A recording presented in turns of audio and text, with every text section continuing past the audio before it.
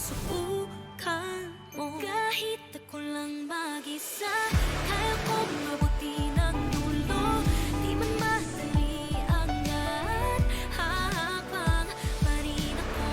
Kahit walang pumalagpak, mananating ko ang pangarap. Sasaksihan nila, kaya ko pala. Di pa tapos ang kwento ko.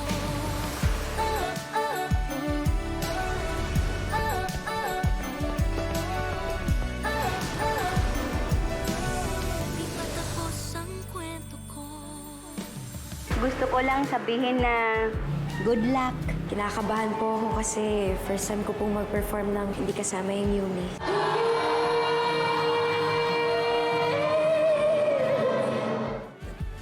I get you, Jenny. Mahirap mapahiya, but that's part of your job. At nagsisimula ka ulit. Prove to them that you're strong enough to keep it. Kasi kapag naubusan ka na ng swerte, maubusan ka na rin ng chances. Wala na si Jenny sa grupo. She's no longer part of our lives and you have to accept that. Hindi ko na kaya na dinadala ko to everyday. What do you want to happen? Magsasalita ka. Mas gusto mong mag-suffer ako kaysa kay Jenny?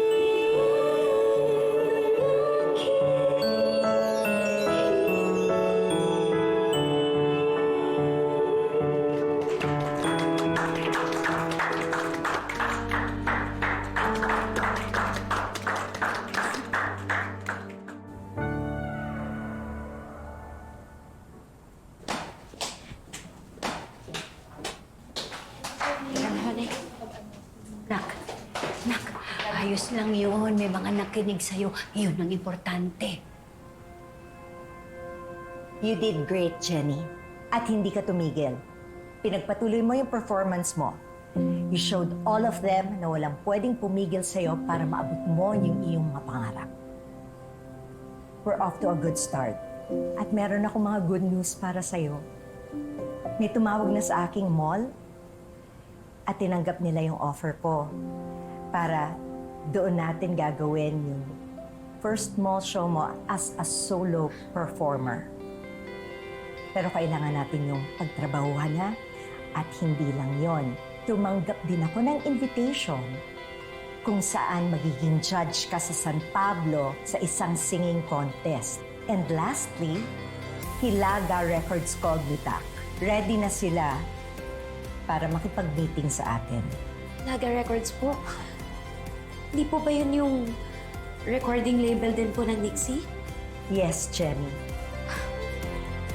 I met with them at pinag-usapan namin yung mga bagong gagawin ng Nixie at naisingit kita. They're very interested to sign you as an artist. Totoo po ba yun, Miss Vanna? Yes, Jenny. Kaya kailangan paghandaan natin yung magiging meeting natin doon sa executives ng Hilaga Records. Okay po. Thank you po, Miss Vanna.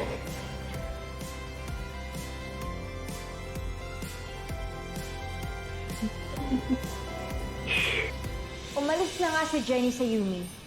Pero hanggang ngayon, hinahabol pa rin ako ng shadow niya. Oh my God, I just want her totally out of my life. Paano mangyayari yun? If may chance pa rin na pwede kami magkita. She's still in the industry at ayaw niyang umalis. Fight her. Ipakita mo sa lahat ng tao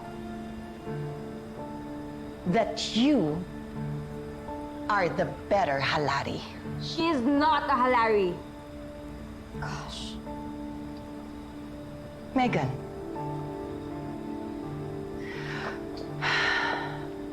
Mas madali para sa'yo kung tanggapin mo sa sarili mo na anak siya ng daddy mo.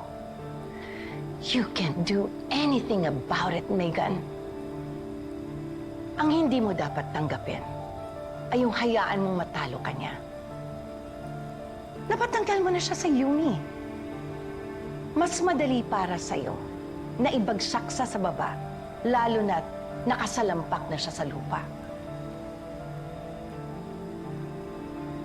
Remember, yung failure ni Jenny, is failure din ni Minchie. At yun ang gusto kong mangyari.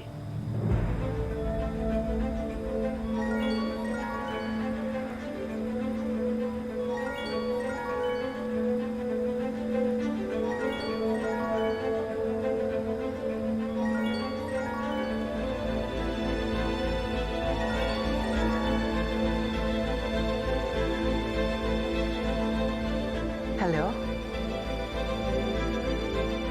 Ang bagyo ng tadhana ay dinadala ko sa init ng bisig mo.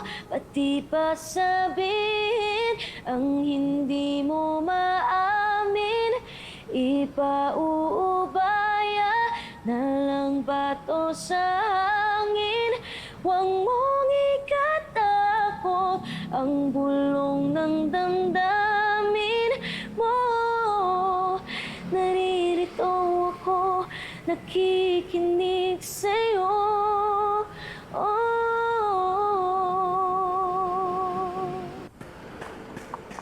It was great. As you know, Jenny is a versatile artist.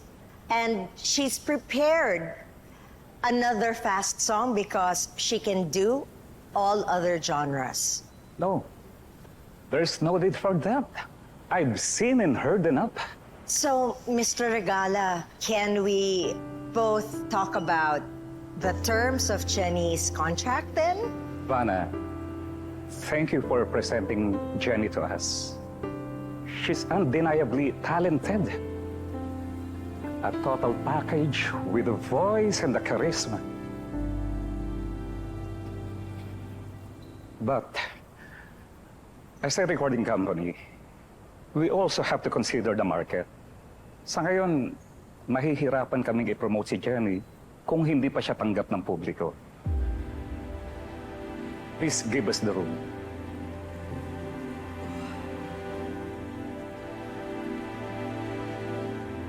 Vanna, I'm really sorry, pero wala nang negotiation na mangyayari. And we won't be moving forward with signing Jen.